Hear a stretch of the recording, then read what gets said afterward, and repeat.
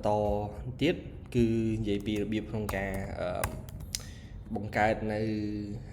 អាញាត់និងប្រើប្រាស់វាទៀតអូខេអញ្ចឹងឥឡូវឧទាហរណ៍ថាយើងចង់បង្កើតអាញាត់មួយដើម្បីផ្ទុកនៅទម្ងន់ខ្ញុំដាក់ថាឥឡូវគឺយើងគិតអំពីទម្ងន់ថាតើទម្ងន់យើងគួរតែដាក់អាញាត់អីគេទម្ងន់វាមានចុចទៅអត់ចឹងខ្ញុំអាចប្រើវាជាមួយនឹង float ដោយសារមានទម្ងន់រាប់លានតោនទេឥឡូវទម្ងន់រាប់លានតោនមានន័យថាវាមិនមែនជាទម្ងន់របស់មនុស្សខ្ញុំនិយាយពីទម្ងន់របស់មនុស្សអញ្ចឹងខ្ញុំអាចថា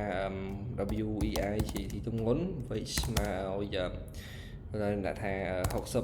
60.5 គីឡូអញ្ចឹងទៅខ្ញុំចង់បញ្ចេញមកវិញទៅមិនCR មកmy WEI GT ទម្ងន់របស់ខ្ញុំគឺ60គីឡូតែមែនទេមិន60គីឡូ80គីឡូWEI GT weight WEI GT នេះទម្ងន់ហ្នឹងណាអញ្ចឹងខ្ញុំអាចបន្តជាមួយនឹងពាក្យថាគីឡូក្រាមអូខេយើងមាន n line ទៀតហ្នឹងទៅអូខេហ្នឹងគឺយើងអាចប្រើវាបែបហ្នឹងតោះអញ្ចឹងខ្ញុំសាកអានវាមើលយើងទទួលបានលទ្ធផលមកគឺនេះទម្ងន់អូខេទម្ងន់របស់ខ្ញុំអញ្ចឹងទៅយើងអាចទៀតមាន string មានថា message this is my ឬក៏ថា message hello how you doing how you doing doing យើងមាន sorry ខ្ញុំច្រឡំដាក់ airline នៅក្រោយនេះបិទចឹងមកអញ្ចឹងយើងគ្រាន់តែបញ្ចេញ message ហ្នឹងមក CO message ថា message to my friend អញ្ចឹងគឺយើងអាសាសរសេរអាសាតេស្តអាសាអីវិញទៅគឺយើងនឹងចេះវា message មាន airline មួយទៀតចឹងទៅអូខេ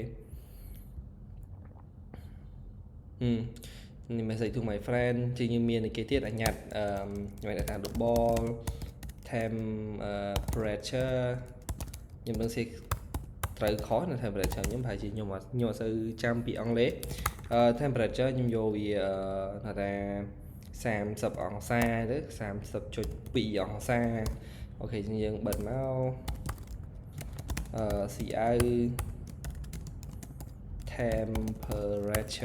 temperature today អូខេtemperature today បញ្ចេញនៅ temperature មកមាន n line តាជាងយើងមាន return 0នេះអញ្ចឹងទៅយើងសាករ៉ានមើលលទ្ធផលថាវាចេញមកបែបម៉េច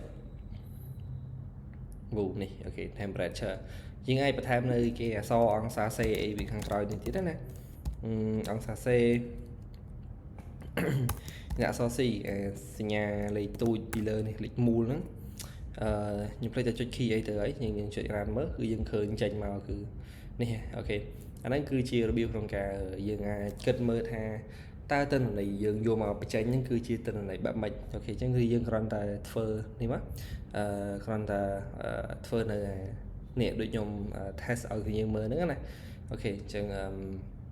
វីដេអូហ្នឹងគឺមានប៉ុណ្ណឹងចង់ឲ្យយើងសាកប្រើវា